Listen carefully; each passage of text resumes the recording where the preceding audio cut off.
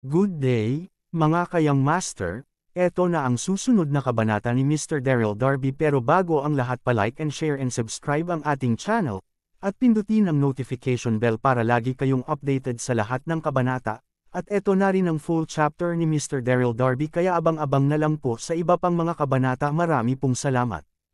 Ang asawa kong tinitingala ng lahat. Kabanata 3021, nahulog, at lahat ng tao sa paligid niya ay tumanggo ng walang mali.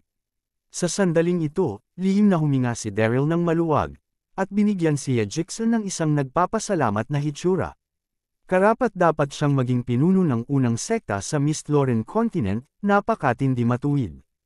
Napaungol sa kanyang puso, ibinaling ang ulo ni Daryl patungo sa 8 santo ng Wanxiang at sinabi, "Ilan ang mga santo? Ano ang susunod mong gagawin?" Ang 8 mga santo ay nagkatinginan, at pagkatapos ay marahang sinabi ni Ziyan, "Basta ngayon sa kagubatan ng bato, ubusin namin ang labis na lakas sa loob, at ngayon kailangan naming maghanap ng isang nakatagong lugar upang magsanay at makabawi." Nang sinabi niya ito, ang mukha ni Ziyan ay pula na nagpapakita ng kaunting kahihiyan. Sapagkat sa sandaling ito, ang 8 sa kanila ay walang hadlang sa kanilang mga katawan, at ang puting lotus na ipinapakita pa rin ni Daryl ay malamig na tinatakpan sila. Siyempre, ang ganong imahe ay hindi makakasama sa mga taong ito mula sa sekta. Nang bumagsak ang boses, sunod-sunod ding tumango ang iba pang mga santo. Tumango si Daryl, "Mabuti na. Malaswa ang lugar na ito. Kailangan nating maghanap ng paraan upang tipunin ang ibang mga tao na pinaghiwalay."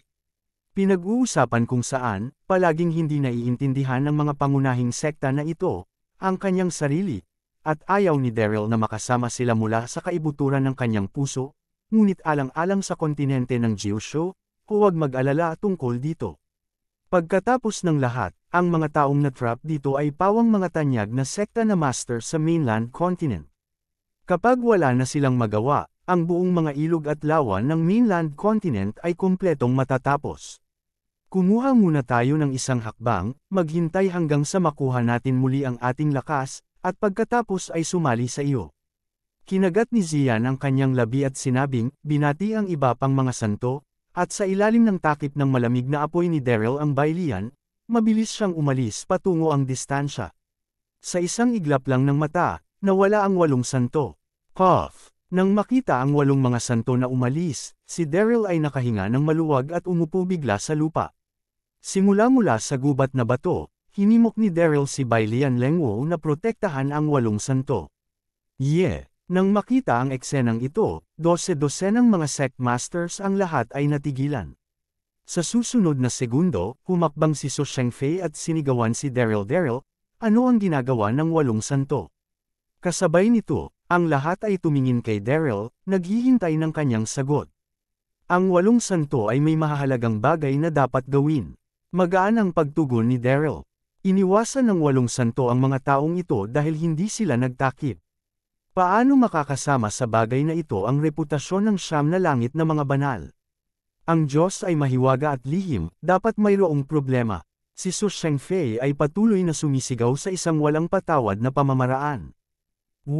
Nakasimangot si Daryl at hindi mapigil ang magmura sa kanyang puso, si Su Shengfei na ito ay talagang may sakit. "Kami ay natigil dito, mayroon pa akong problema, 9 na ang nawala, ngunit nandito pa rin ako, kung ano ang kinakatakutan mo." Ikaw upang marinig na ang ekspresyon ni Su Shengfei ay labis pangit, ngunit siya ay walang imik upang tanggihan.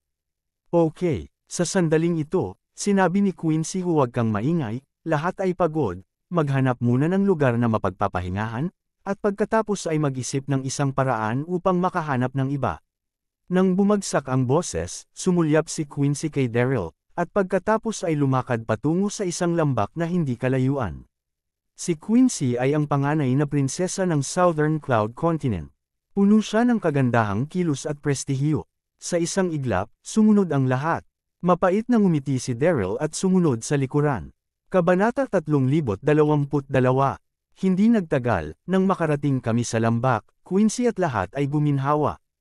Nakita ko na ang lambak ay tahimik, na may isang pag-clear. Sa gitna, napapaligiran ng ilang kalat-kalat na mga puno, na may malawak na tanawin, na maginhawa para sa pagmamasid ng sitwasyon, at ito ay isang napakahusay na lugar ng pamamahinga. Gayunpaman, maingat na tiningnan ni Daryl ang malalaking puno at sumimangot ng palihim. Hindi ko alam kung bakit, mas tahimik ang lugar sa harapan niya, mas marami siyang masamang pangunahin, lalo na ang malalaking puno. Malinaw na naramdaman ni Daryl na ibang-iba ang mga ito sa mga puno na nakasalubong niya dati. Ang mga sanga ay baluktot at baluktot, mga sanga na may ngipin at kuko, tulad ng mga aswang at kagandahan, napakasama. Okay, sa oras na ito, natagpuan ni Quincy ang isang patag na lugar, nakaupo na nakatuwad, at sinabi lahat, linangin lamang at mabawi dito. Ang boses ay nahulog, at lahat ay naghanap ng isang lugar upang magnilay. Teka, sa sandaling ito, hindi mapigilan ni Daryl ngunit sinabi hindi maganda ang lugar na ito. Ha, narinig ito, lahat ay nagkatinginan. Daryl, hindi mapigilan ni So Shengfei na sumigaw, ano ang gusto mong gawin? Hindi direktang tumugon si Daryl, ngunit tumingin sa paligid, maingat na pinagmasdan ang mga nakapaligid na puno at ang kapaligiran ng lambak, at pagkatapos ay kumuha ng malalim na hininga. Ang kanyang ulo at sinabi ang lambak na ito ay hindi ligtas. Hindi ligtas kumunat ang mga kilay ni Quincy bakit hindi ito ligtas. Itinuro ni Daryl ang nakapalibot na malalaking puno at dahan daw ang sinabi huwag nating pag-usapan ang kapaligiran ng lambak na ito. Ang mga malalaking puno na ito ay ganap na naiiba sa mga nakasalubong natin dati. Napakasama nila, sa palagay ko dapat nating baguhin ang lugar ha. Narinig ito, sunod-sunod na nahulog ang mga mata ng lahat sa malalaking puno, na may isang palaisip na ekspresyon. Tulad ng nakikita mo, ang mga hugis ng malalaking puno na ito ay magkakaiba, at ang mga ito ay talagang naiiba sa mga nakita dati. Basta ilang mga puno lamang, ano ang maaaring mapanganib? Nang makita ang mga ekspresyon ng mga tao, huminga ng malalim si Daryl at nagpatuloy, ito ang loob ng Hades Cauldron, na kung saan ay lubhang mapanganib saan man. Sa palagay ko hindi natin ito dapat gaanong gagaan. With pagtingin sa sitwasyong nakasalamuhan niya sa gubat ng bato dati, ng detalyado. Sinabi ito, narinig ito, lahat ay nervyos na hindi maipaliwanag. Sumimangot si Ye Jackson at hindi mapigil ang marahang sinabi, Daryl, ano ang ibig mong sabihin? May mga espiritu ng buto at apoy ng demonyo na nakatago sa malalaking puno na ito. Umiling si Daryl hindi ko alam ito, basta pakiramdam na ang lugar na ito ay mali. Oo, maingat na sinusunod ni Daryl ngayon lamang, at hindi nakahanap ng anumang mga problema sa mga malalaking punong ito, ngunit batay sa dating karanasan, matatag na naniniwala si Daryl na ang kanyang sariling damdamin ay hindi maaaring mali. Nararamdaman, narinig ang sagot na ito, hindi mapigilan ni So Shengfei na magalit Sect Master Darby, batay lamang sa iyong damdamin, lahat tayo ay susuko sa isang magandang lugar upang makapagpahinga. Sa palagay mo ba ay naglalaro ang mga bata na takot ka ba sa buto ng espiritu ng buto dati? Hahanahulog ang boses, at maraming tao sa paligid ang hindi mapigil ang tumawa. Naramdaman din nila na si Daryl ay medyo maislan. Nang makita na hindi naniniwala ang lahat, si Daryl ay walang magawa. Sa susunod na segundo, tumingin si Daryl sa paligid at sinabi, nasabi ko na ang dapat kong sinabi. Sa madaling salita, hindi ligtas na magpahinga dito. Pupunta ako sa kalapit na burol upang magpahinga. Kung sino ang nais na makasama ay maaaring sundan ako. Sa sandaling ito, lahat ng naroon ay nagkatinginan, at wala sa kanila ang tumayo. Ang lahat ay masyadong pagod sa oras na ito, at walang nais na sundin si Daryl upang magpaloko, sasama ako sa iyo. Sa sandaling ito, isang kaaya-aya na figure ang lumabas mula sa karamihan ng tao, na may mislan na mga tampok at pagiging seryoso. Ito ay si Ye Jackson. Sa puso ni Ye Jackson, hindi ito gagawin ni Daryl nang walang dahilan. Dahil nabi niyang delikado ang lambak na ito, dapat mayroong problema. Kabanata 3023. Pagkakita kay Ye Jackson na tumayo upang suportahan si Daryl, lahat ay nagkagulo. Naguluhan ba ang ulo ng New Yao Pavilion si Daryl ay ganap na kalokohan, nang walang ebidensya, paano siya makapaniwala sa kanyang mga sinabi? Lalo na si So Shengfei ay hindi nakaupo pa rin sa lugar, at mabilis na tumayo upang akitin siya Ye Jackson huwag kang maniwala sa kanya. Ang boses ay nahulog, at ang ibang mga tao ay nagsalita din. May mga alingaw-ngaw tungkol sa kalapastanganan ni Daryl laban kay Changer. Hindi pa ito nililinaw. Sino ang nakakaalam ng nararamdamang madali niya ngayon? Napakaraming mga tao na magkasama, kahit na may mga problema, malulutas natin habang pinag-uusapan ng lahat. Mabilis na lumakad, si Sushenke Jackson na may taos pusong ekspresyon yesek, sa palagay ko nais lamang ni Daryl na madulas. Hindi pa siya nakakakuha ng katibayan bago ang 8 ay tunay na siyang mga santos sa araw.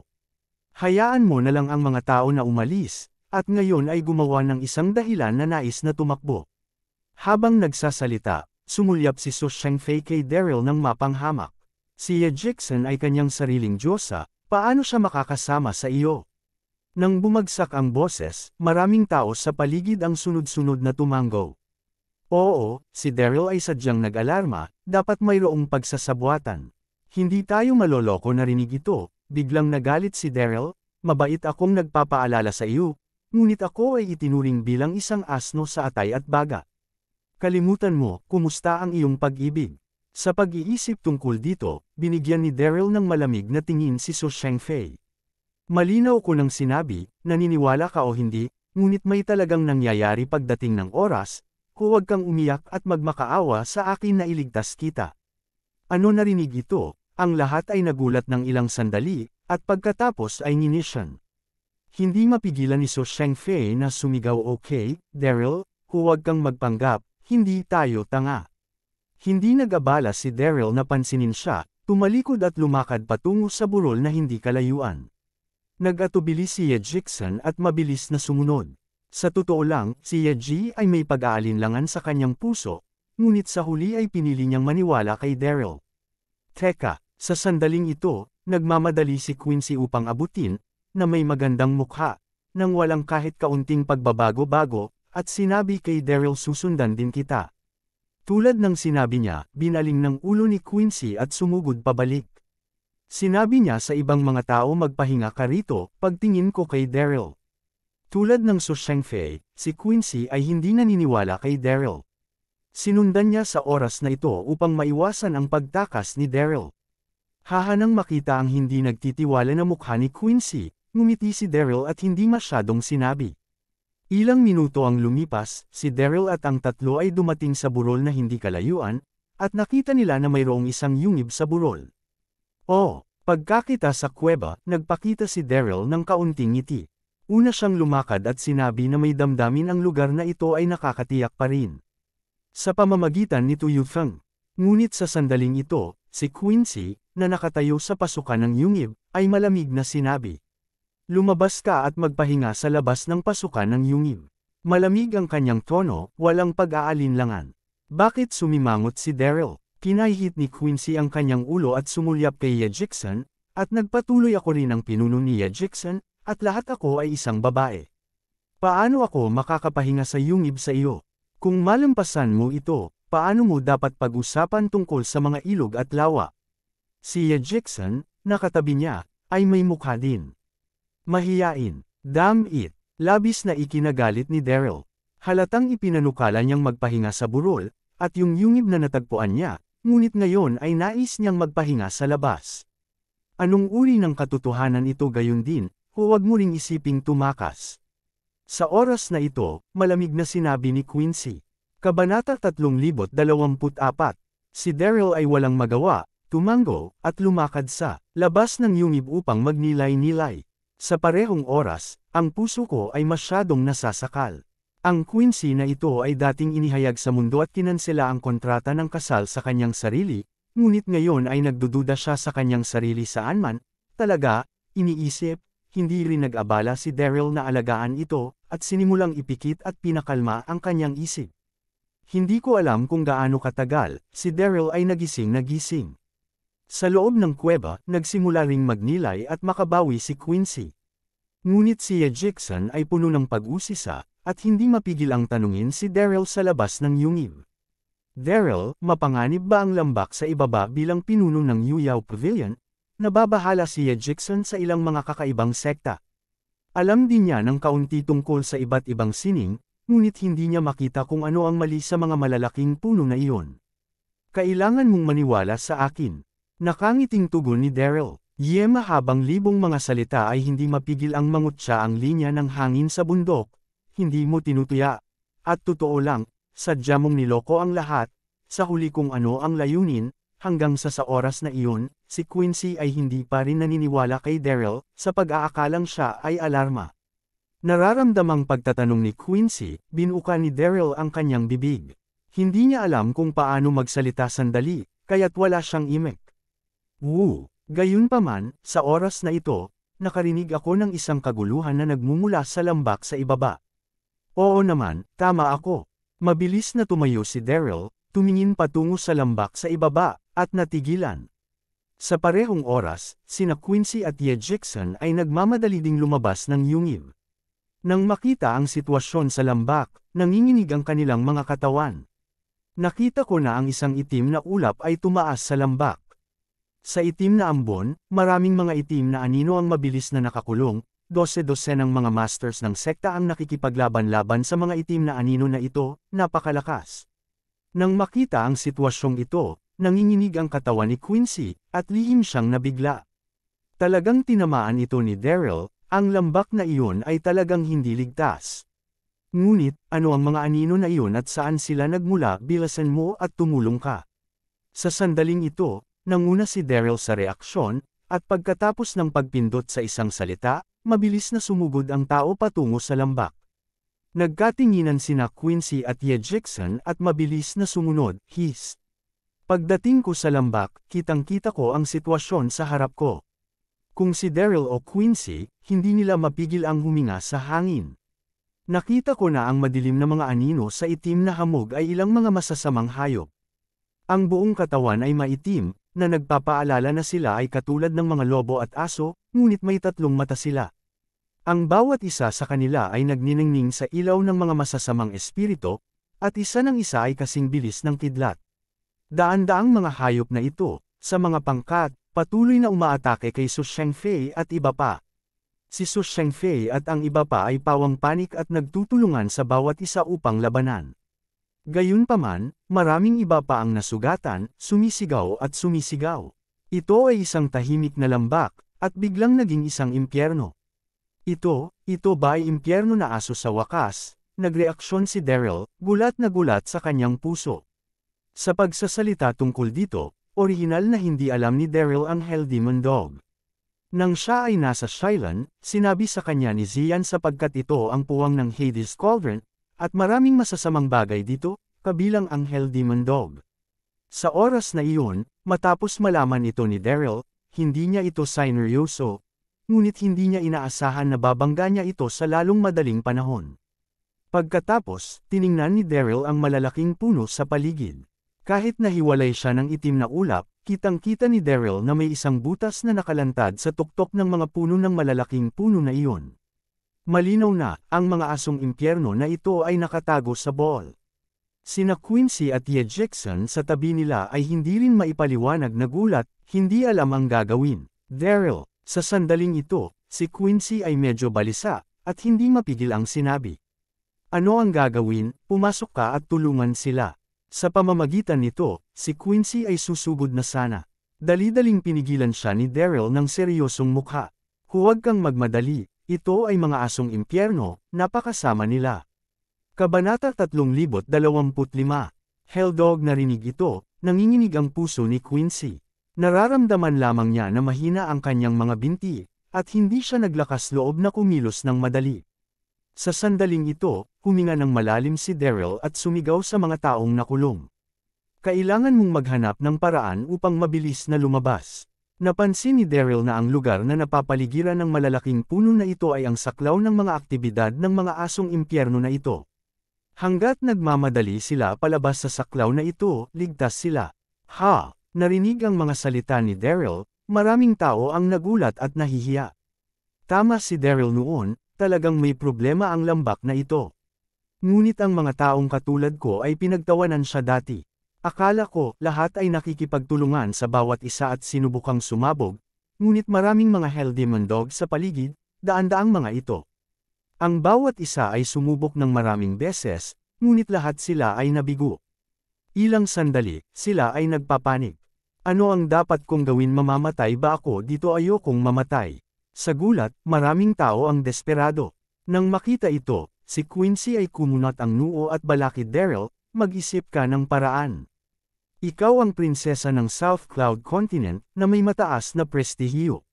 Ngumiti si Daryl at sinabi, bukod dito, hinahanap mo ang lugar na ito, dapat kang makahanap ng paraan. Ang Quincy na ito ay masyadong matuwid sa sarili, at dapat magkaroon siya ng mahabang memorya. Habang nagsasalita, lihim din na nakasimangot si Daryl, iniisip ang tungkol sa mga countermeasure. Ikaw sa susunod na segundo, tatanggi na si Quincy. Nang makita ang panloob na puwersa ni Daryl na hinimok, gamit ang isang kaway ng kamay, si Bailian ay tumalon na may malamig na apoy, na bumubuo ng isang bilog ng proteksyon na pelikula sa buong katawan niya. Whoosh! Sa susunod na segundo, diretsyong sumugod si Daryl sa itim na ambon. Oo, plano ni Daryl na iligtas isa-isa ang mga tao sa loob. Pinag-uusapan ito, hindi alam ni Daryl ang paraan upang makitungo sa Hell Demon Dog, ngunit naisip niya na ang kanyang puting Lotus Cold Fire ay ang unang kakaibang apoy sa buong mundo, at maaaring mapuwersa ang Hell Demon Dog na bumalik. Sa totoo lang, si Daryl ay ganap na nasusugal sa paggawa nito, ngunit walang paraan, hindi lamang niya mapanood ang mga taong ito na namatay.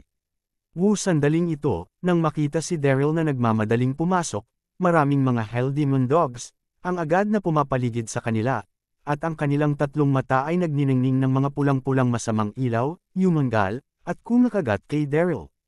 Gayunpaman, kaagad na siya ay sumugod, naramdaman niya ang protection na film na nabuo ng malamig na apoy ng puting lotus sa katawan ni Daryl.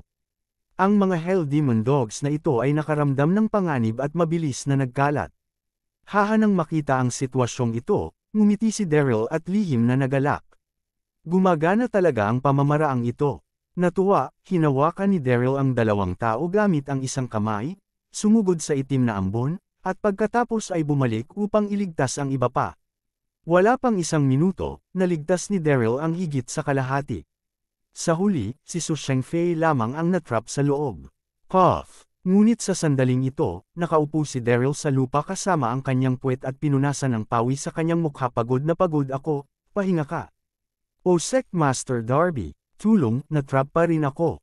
Sa gitna, nakikipaglaban si Su Shengfei laban sa mga sangkawan ng Hell Demon Dogs na nag-iisa, halos umiiyak. Halos maubos ang kanyang lakas sa panloob, at mapotla ang kanyang mukha. Tila hindi ito narinig ni Daryl, ang Su Shengfei na ito ay laging laban sa kanyang sarili dati, at ngayon ang gayong magandang pagkakataon ay tiyak na magpapahirap sa iyo. Kabanata 3026. Daryl, sabik din si Quincy. Ang uno ni Su ay nakakulong pa rin sa loob, iligtas mo siya. Si Daryl ay nagpakita ng isang bahagyang ngiti, mahinang sinabi. Nang sinabi na may panganib dito, sinabi niya na alarmista ako at kalokohan. Sinabi rin niya na kahit na may mali, hindi niya kailangan ng tulong ko. Dahil napakahusay niya, hayaan mo siyang magmadali. Makinig sa puntong ito, ibinuko ni Quincy ang kanyang bibig, ngunit walang imak upang tanggihan. Daryl, sa sandaling ito, lumakad si Ye Jixon, kinagat ang labi at nagmakaawa. Talagang may isang bagay na mali sa harap ng ulo ni Su, ngunit tayo ay nakulong dito. Kailangan nating magkaisa. Hindi tayo maaaring mamatay. Seryoso, kahit na may magandang relasyon si Yuyao Pavilion kay Su, hindi maintindihan ni Ye Jixon ang pagkatao ni Su Shengfei. Ngunit kahit ano, pareho ang lahat sa mainland, kaya hindi mo ito maaaring baliwalain. Galit, sa sandaling ito, si Su Shengfei, na natrap sa loob, ay balisa at galit nang marinig ang mga salita ni Daryl. Ang Daryl na ito ay halatang gumaganti. Sa dami ng mga hayop sa harapan ko, paano ko ito makayatulong? Napakaraming tao ang nailigtas ni Daryl ng sabay-sabay, at napakaraming mga target ang nawawala. Ang mga Hell Demon Dogs na ito ay tuluyan ding napukaw upang maging mabangis, at nagsisigaw ng desperado ng paisa-isa, tulad ng baliw na patay kay Su Sheng. Nang makita ito, namumutla si Su Shengfei sa takot at buong gulat. Habang umiwas sa kaiyahiyang pamamaraan, sinigawan niya si Daryl. Sectmaster Darby, nagkamali ako. Nagkamali ako noon. Marami kang tao, mangyaring tulungan mo ako palabas. Halos maiyak si Su Shengfei nang sigawan niya ito. Sa totoo lang, ayaw ni Su Shengfei na magpakumbaba sa harap ni Daryl, ngunit walang paraan, kritikal ang sitwasyon, at kung tatanggi siyang tanggapin ang lambot, mawawala ang kanyang buhay. Pagkatapos ng lahat, sa lahat ng mga tao na naruroon, tanging si Daryl ang nagtataglay ng malamig na apoy ng baylihan at hindi natatakot sa mga asong demonyong impyerno. Sa sandaling bumagsak ang boses, si Quincy ay nagmamadali ding pumadyak ng kanyang mga paa. Daryl, si Suzang Sect ay hindi na makatiis. Ngumiti si Daryl, at dahan daw ang sinabi kay Quincy ano ang pagmamadali si Su ang ulo ay may kakayahan, at ang ilang impyerno na aso ay hindi talaga siya masasaktan. Tulad ng sinabi niya, iniunat ni Daryl ang baywang, ang mga kilay ni Quincy ay nakasimangot, napahiya. Nagpasya si Daryl na hindi iligtas ang mga tao, at hindi niya ito mapipilit. Kung sabagay, hindi mahalaga kung sinira niya ang kasunduan sa kasal ilang araw na ang nakalilipas. Sa oras na ito, ang mukha ni Su Shengfei ay naging berde, at siya ay patuloy na sumisigaw. Sect Master Darby, mangyaring, maraming mga hayop, hindi ko talaga ito mapigilan. Bamantong hininga si Daryl, tamad pa rin. Ang idiot na ito ay palaging nakatarget sa kanyang sarili dati, at humihingi ako ng pasensya kung hindi mo hinayaan na maghirap ka ng kaunti. Tingnan ang Daryl na gaganapin ka agad, lumapit at hinawakan ang braso. Tutulungan mo siya dito, sabi ng oras. Kinagat ni Ye Jixun ng labi ang labi, sobrang nahiya. Inilagay ito, ayaw din ni Ye Jixun kay Su Shengfei, ngunit walang paraan. Pareho silang lahat, paano sila mamamatay? Nang makita ang pagbubukas ni Ye Jixun, lihim na nagbuntong hininga si Daryl at tumanggo sa ngayon, nasa mukha na ni Ye Jixun. Sa nasabing iyon, hinimok ni Daryl si Bai Lian Lengwo na protektahan ang buong katawan, at direktang sumugod upang iligtas si Su Shengfei. Sandaling ito, matapos mawala ang huling layunin, ang impyerno na aso sa itim na ambon ay naglabas ng isang ayaw na pag-alulong, pagkatapos ay bumalik sa butas ng puno at lumakad na malinis sa isang kisap mata, kasunod ang itim na ambon. Unti-unting nawala din ito, na parang walang nangyari dati. Gayunpaman, ang lahat ng naruroon ay nagulat. Sa pag-iisip pabalik sa kapanapanabik na eksena ngayon lamang, lahat sila ay palpitations sa puso. Salamat, Sect Master Darby, salamat bumawi ang buhay. Patuloy na pinasalamatan ni Su Shengfei, si Daryl, at nakita na natakpan ng gasgas at gasgas ang kanyang katawan, at labis siyang napahiya. Kabanata 3,027. Ngunit habang nagpapasalamat sa kanya, ang mga mata ni Su Shengfei ay kumislap sa isang pahiwatig ng sama ng loob. Muntik na siyang mamatay dito, at si Daryl ang gumawa ng pagkusa upang may-save ang kanyang sarili. Maaga o huli, ayusin niya ang account na ito. Hindi ito pinansin ni Daryl at tinaas ang kanyang kamay. Okay, lahat ay mabilis na magpahinga, at pagkatapos ay magpatuloy sa kalsada, naghahanap ng ibang mga tao. Matapos ang haghagis ng mahabang panahon, lahat ay pagod na, at maraming tao pa rin ang naghihirap at nasaktan. Narinig ito, bawat isa ay sunod-sunod na tumanggo, hindi nangangahas na manatili sa lambak na ito, at sinundan si Daryl upang huminga sa gilid ng burol na hindi kalayuan. Sa kabilang panig ilang dosenang milya ang layo mula sa burol kung saan matatagpuan ng Daryl, ay isang itim na kagubatan. Ang itim na kagubatang ito ay umaabot sa daan-daang mga milya, ang mga puno ay matangkad, sumasaklaw sa kalangitan, at maraming ulap sa loob. Ang lugar na ito ay mas mapanganib kaysa sa ligaw at ganid na Death Valley.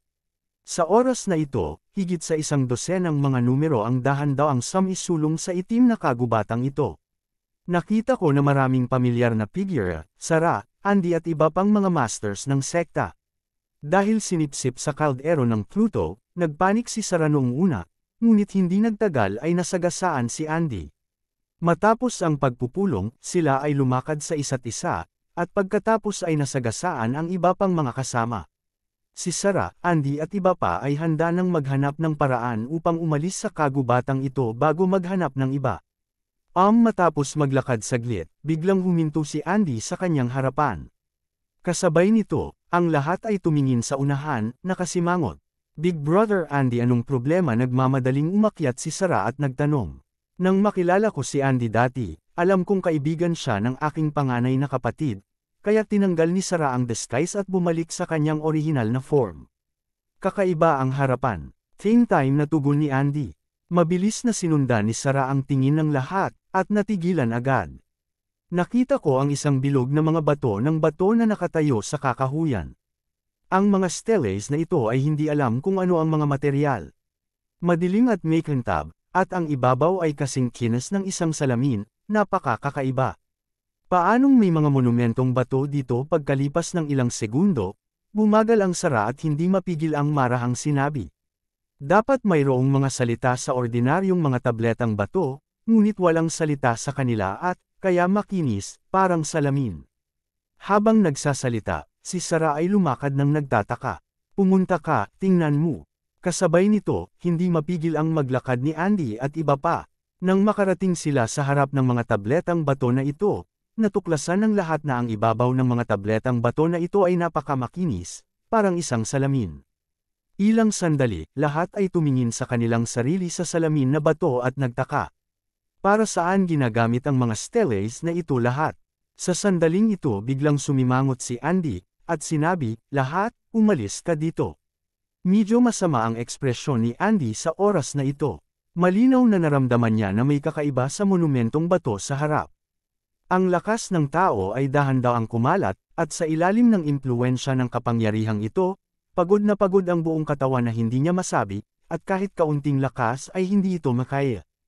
Hindi lamang iyon, ngunit ang panloob na puwersa ay hindi maaaring palabasin. Parang pinigilan si Dantian. Nang bumagsak ang boses, si Andy ay paikot at babalik, nalaman lamang na ang kanyang mga paa ay tila na puno ng tingga, at hindi siya makagalaw. Paano ito nangyari si Andy ay kinilabutan, at hindi maipaliwanag na gulat sa kanyang puso. Kabanata 328. Pagkakita sa ekspresyon ni Andy, mabilis na. Nagtanong si Sara, Big Brother Andy, anong nangyayari sa iyo? Kasabay nito, ang iba pa ay tumingin kay Andy. Binuka ni Andy ang kanyang bibig at magsasalita na sana nang magambala siya ng isang panunuya. Gia ang tawa ni Zon ay nagmula sa bato tablet sa harapan niya, at nakita niya na, ang batong tablet sa harap ng mga mata ni Andy ay biglang buhay. Medyo baluktot at nagbago, at sa wakas may dumating na figure at ang figure na ito ay eksaktong hitsura ni Andy. Ito ay lamang na ang mga mata ay napuno ng walang katapusang kasamaan.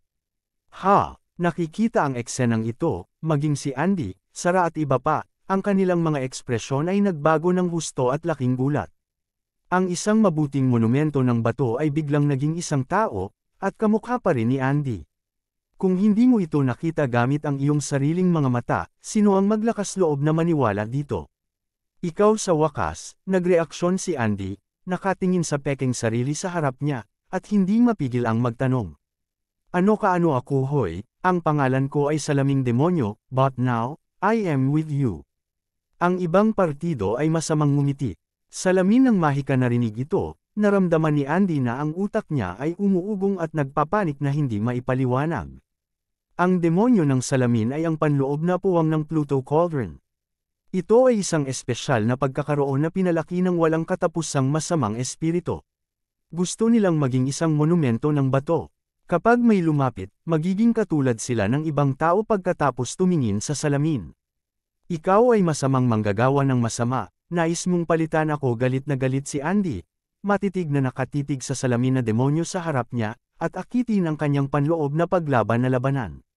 Gayunpaman, ang kanyang buong katawan ay nabilanggo ng kakaibang kapangyarihan at hindi talaga makagalaw.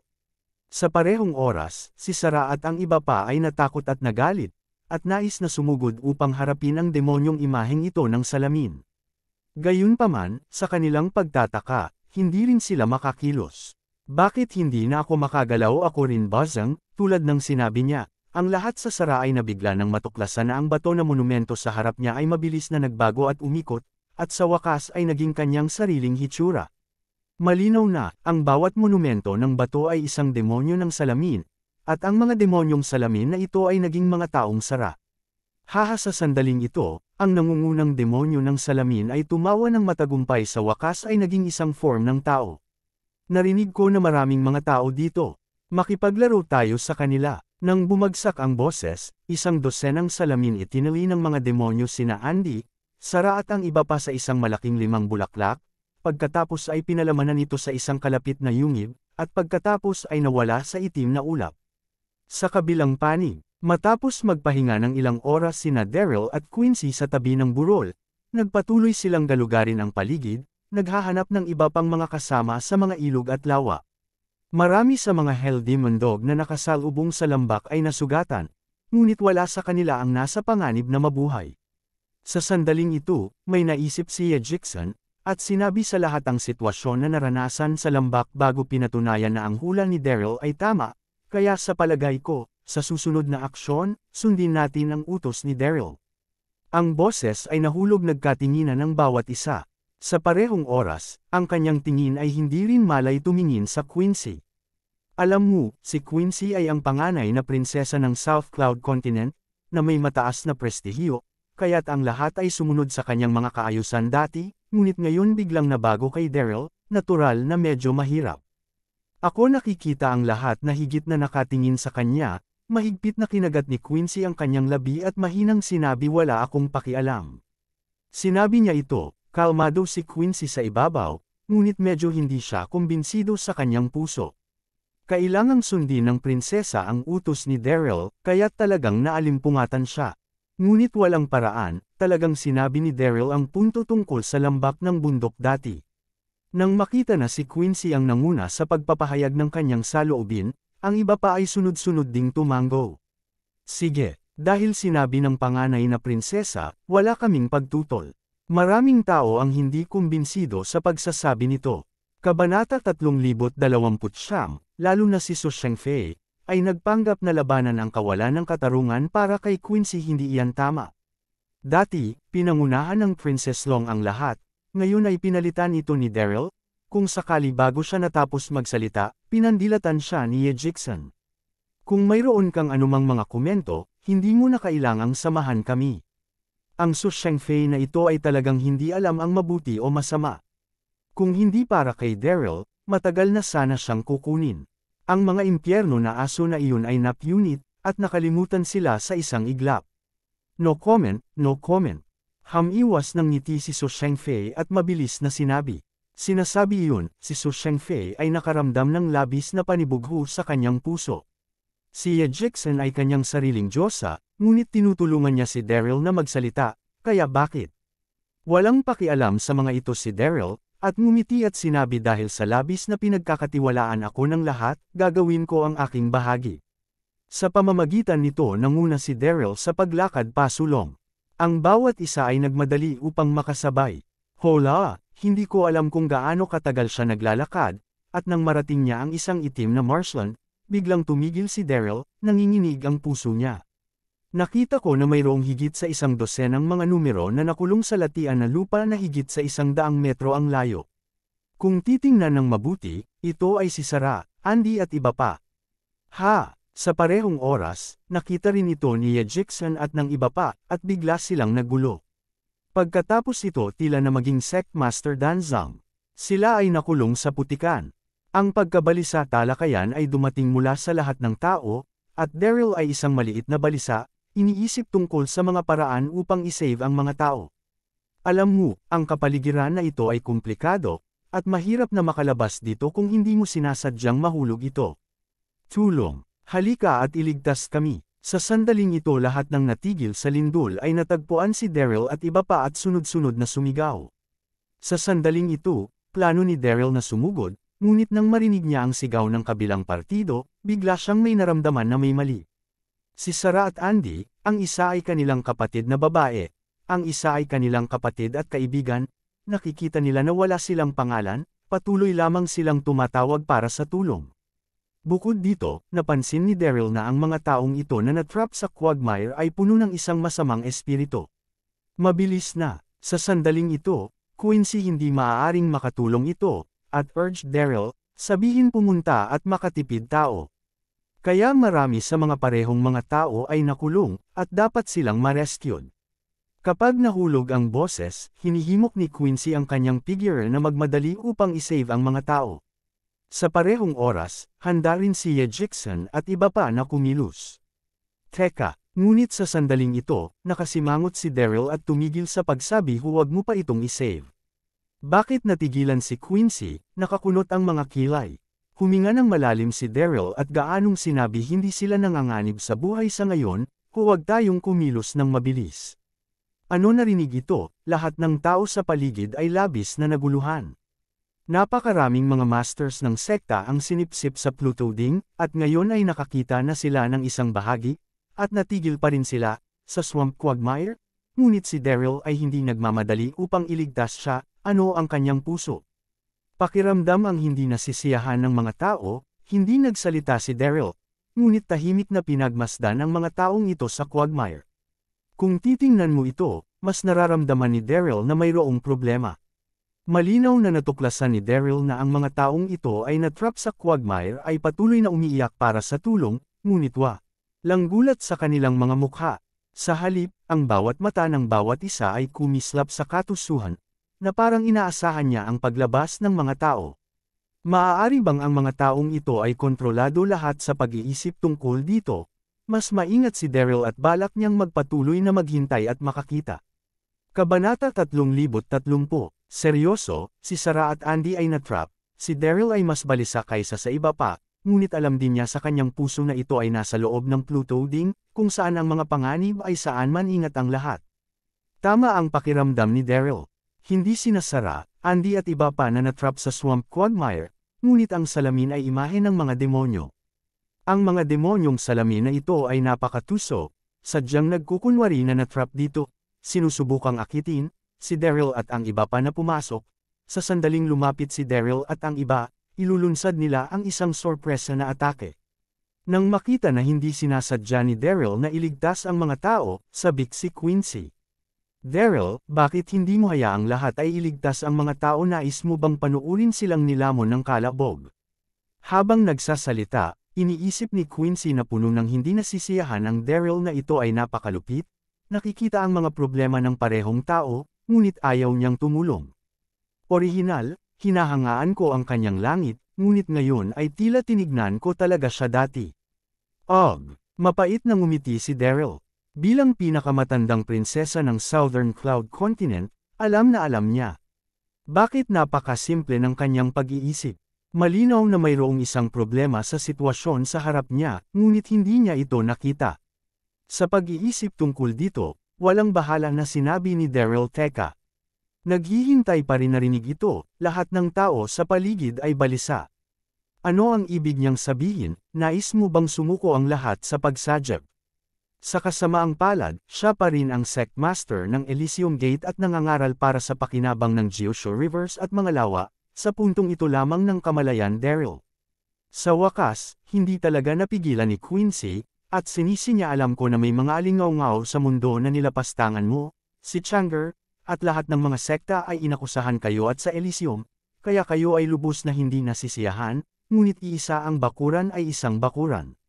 Hindi mo makikita ang mga patay nang hindi nag-say-save nang bumagsak ang boses, tumalon din si Su Shengfei at sumigaw.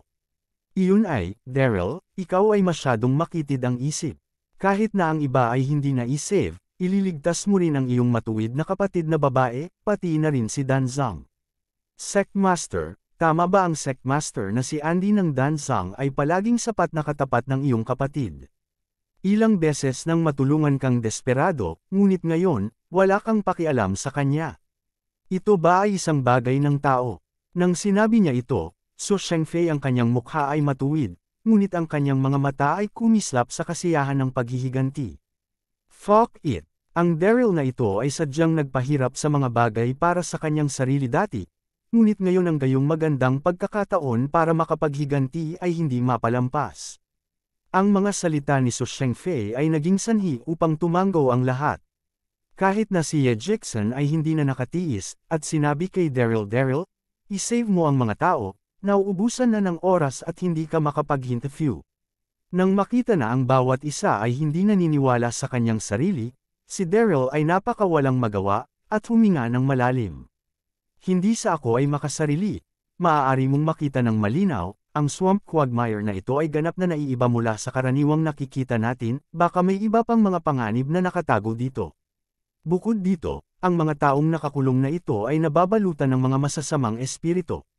Sa palagay ko ay kontrolado sila, kaya't huwag tayong kumilos ng madali. Gayunpaman, Walang naniwala sa mga salita ni Daryl.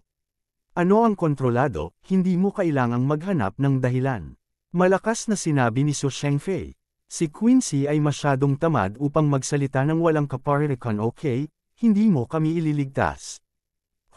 La! Nang bumagsak ang boses, sumabog ang panloob na lakas ni Quincy, at ang kanyang figure ay direktang lumipad patungo sa Quagmire. Whoosh nang makita ang eksenang ito, nais ni Daryl na tumigil, ngunit huli na. Sectmaster Andy. Nang siya ay dumating, si Quincy ay lumipas sa hangin at sumigaw kay Andy, "Grab the ribbon, I will pull you up." Nahulog ang boses, at ang kamay ng Jade ay nagtaas ng isang laso kay Andy. Naisip ni Quincy ang tungkol dito, ang napakalaking kapaligiran na ito ay mapanganib na tiyak na hindi siya makakababa, at magagamit niya lang ang pamamaraang ito upang may save ang mga tao. Sa parehong oras, si Su Shengfei at iba pa na sumunod sa pamamaraan na ito upang itapon ang lubad habang itinapon ang lubad. Kung walang lubad, itinapon nila ang latigo. Sa oras na ito, Quincy at iba pa ay hindi napagtanto na ang mga natrap dito ay hindi pamilyar sa mundo, ngunit nakasalamin at nakapagtataka. Salamat! Sa sandaling ito, siya ay naging demonyo ng imahe ng salamin ni Andy, na nagpapakita ng isang masamang ngiti, at pagkatapos ay itinali niya ang laso at hinayla ito ng mabagsik. Si Quincy ay hindi tumugon sa lahat, at hinayla papunta sa Quagmire ng sabay-sabay.